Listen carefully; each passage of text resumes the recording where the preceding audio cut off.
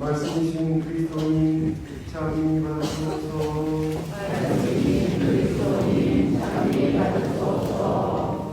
사람은 빵만으로 살지 않고 하느님의 입에서 나오는 모든 말씀으로 산다.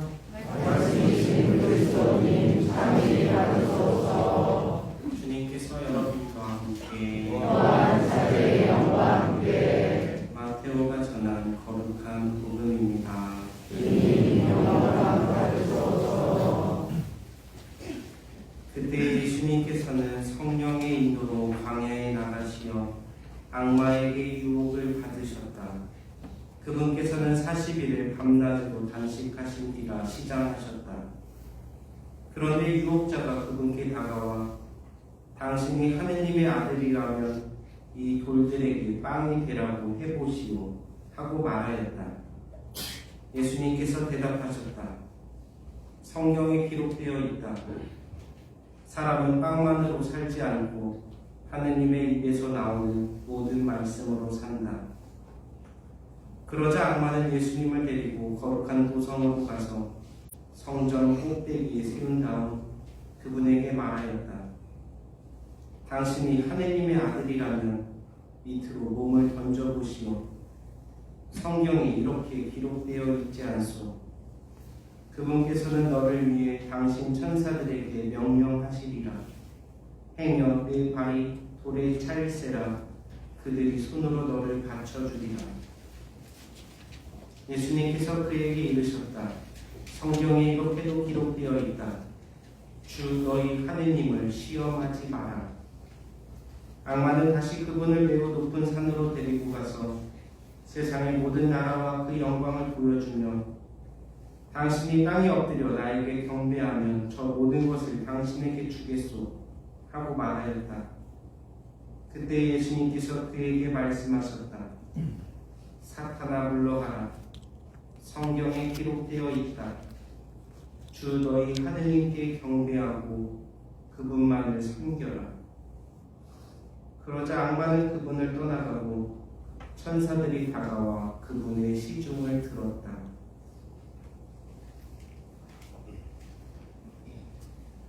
주님의 말씀입니다. 그리스도님 참여합니다.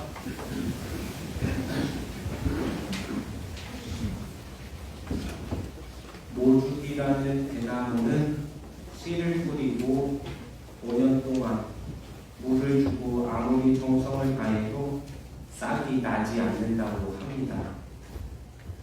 그리고 5년이 지난 어느 날 손가락만한 죽순이 나오고 그때부터 하루에 쭉쭉 자라나 6주 만에 30m까지 자란다고 합니다. 이 이야기는 제가 재수할 당시에 주인 신부님께서 저에게 해주신 이야기입니다. 그리고 저에게 다음과 같은 질문을 했습니다. 그러면 그 대나무가 6주 만에 자란 것이냐 아니면 5년이라는 긴 세월 동안 정성을 다해 길렀기에 가능했던 것이냐. 그러면서 저에게 하신 말씀이 수능 점수도 이와 같다. 네가 공부를 열심히 해도 점수는 오르지 않을 것이다. 그렇다고 공부를 안 하면 점수는 더 떨어질 것이다. 하지만 때가 되면 모죽이라는 대나무처럼 너의 점수는 크게 도약할 것이다 라고 말씀하셨습니다. 저는 어렸을 때부터 신부님이 되고 싶었습니다. 유치원도 들어가기 전 나이에 호영이는 커서 뭐가 되고 싶니? 라는 이모의 질문에 신부님 될 거예요 라고 대답했던 기억이 있습니다. 그리고 그 꿈은 늘 변하지 않았습니다. 초등학교 매 학년마다 장래의 희망을 신부님이라고 적어냈었고 중학교 때 들어가자마자 저는 예비신학교를 다니기 시작했습니다. 연천에서 회화동 신학교까지 2시간이 훨씬 넘는 거리였지만 저는 신부님이 될 수 있다는 생각에 열심히 다녔습니다. 그러나 그런 간절한 마음과는 다르게 중고등학교 시기에 공부는 열심히 하지 않았습니다.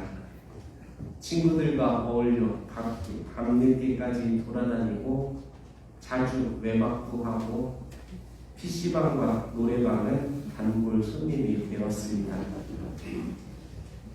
당시 저희 어머니가 저를 얼마나 걱정했는지 이런 기도를 바쳤다고 합니다. 예수님, 호영이 어쩌면 좋아요. 저런 애가 신부님이 된다고 합니다. 그리고 저 또한 이런 기도를 바친 기억이 있습니다. 예수님, 저 같은 사람도 신부님 되고 싶어 해도 될까요?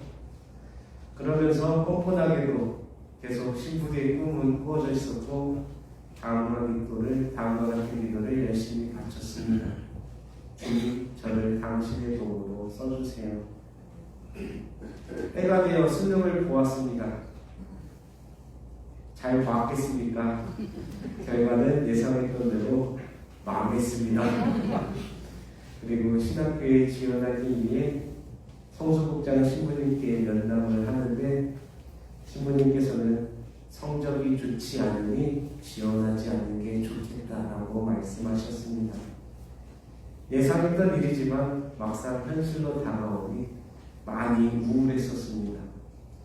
그때 인생은 왜 살아가는 건가 라는 생각도 깊이 했던 것 같습니다. 많이 우울했던 시기였습니다. 당시 주인 신부님께 결과를 말씀드렸습니다. 신부님, 성적이 좋지 않아서 신학교 지원하지 못하게 되었습니다. 그리고 나름의 계획도 말씀드렸습니다. 4년제에 아무 대학이라도 나와서 편입이라도 할까 합니다. 그러자 신부님께서는 바로 갈 수 있는데 왜 돌아가려고 하냐 하면서 사제관에 들어와서 1년 동안 공부하라 말씀하셨습니다. 그때 저는 성서에 대한 강한 확신이 들었습니다. 하느님께서 나를 이렇게 이끌어 주시는구나. 그리고 저는 상리성당에서 노원에 있는 학원까지 왕복 4시간을 첫차와 막차로 다니면서 공부하기 시작하였습니다. 저의 힘으로는 이룰 수 없다는 것을 깨달았기 때문에 저는 제 자신을 철저히 내려놓고 하느님께 매달리며 기도와 공부에 전념하였습니다. 그리고 더 이상 떨어질 점수가 없었기 때문에 이제 올리는 일만 남았다라는 생각으로 열심히 기도했었습니다. 공부했습니다. 모죽이라는 대나무처럼 정말 점수 변화는 없었습니다. 근데 충격적인 일이 벌어졌습니다. 더 이상 떨어질 점수가 없는 제 점수가 6월 모의고사 때 떨어진 것입니다. 그러면서 한편으로 더 긍정적인 마음을 가졌습니다. 더 올릴 점수가 많아졌다. 그리고 열심히 기도하고 공부한 결과 모죽이라는 대나무처럼 한동안 변화가 없었던 제 점수가 크게 도약을 했고 저는 수능 때 130점을 올려서 턱걸이로 간신히 신학교에 합격한 적이 있었습니다. 제 자신을 내려놓고 하느님께 간절히 매달릴 때 큰 일을 이루어 주신다는 것을 그때 깨달았습니다. 당시 신부님께서 하신 질문을 여러분들에게도 하고 싶습니다. 그 대나무가 6주 만에 자랐을까요? 아니면 5년이라는 긴 세월 동안 정성을 다해 길렀기에 가능한 일이었을까요? 저는 하느님께 나아가는 영적 여정 또한 이와 같다고 생각합니다. 우리가 당장 기도한다고 해서 이사를 공헌한다고 해서 선행을 한다고 해서 우리 자신은 변하지 않습니다. 하지만 그것조차 하지 않으면 우리의 신앙은 잃어버리게 되고 말 것입니다.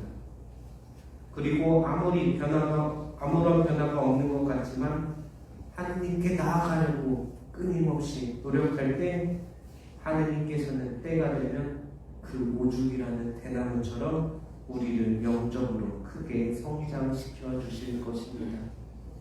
때로는 예수님을 유혹한 악마가 우리를 유혹할 수도 있습니다. 세상에 더 재미있고 좋은 게 많다고, 하느님을 믿는 것은 손해보고 바보 같은 일이라고 말이죠. 그러나 우리는 하느님께로부터 왔고 하느님 외에 참된 행복이 없다는 것을 우리는 알고 있습니다.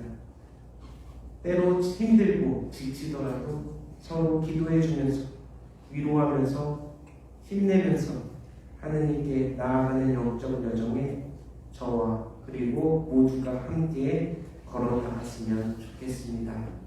감사합니다. 강론은 여기까지 하고요. 공지사항이 있습니다. 제 수요일 날 죄를 머리에 얹는 예식을 했습니다. 이는 구약에 회개할 때 옷을 찢고 죄를 뒤집어 쓰고 기도를 바쳤다는 것에서 유래합니다. 죄를 머리에 얹음으로써 우리는 흙에서 왔다가 흙으로 돌아가는 존재임을 다시금 상기하고 그리고 하느님께 이 죄 많은 몸을 다시금 하느님의 뜻에 맞게 살아가겠습니다라는 회개의 마음을 갖습니다. 원래 제 수요일만 하는 예식인데 오늘 사순 첫 주일이라 많이 못하신 분들이 계실 것 같아서 지금 제 머리 얻는 예식 하도록 하겠습니다. 수요일날 받으신 분들 안 하셔도 되고요. 나 머리에 뭐 묻는 거 싫어합니다 하시는 분도 안 받으셔도 되겠습니다. 사람이 많아서 받으실 분들만 한 주 더 나오시면 되겠습니다. 반주자님은 박상 조그맣게 부탁드리겠습니다.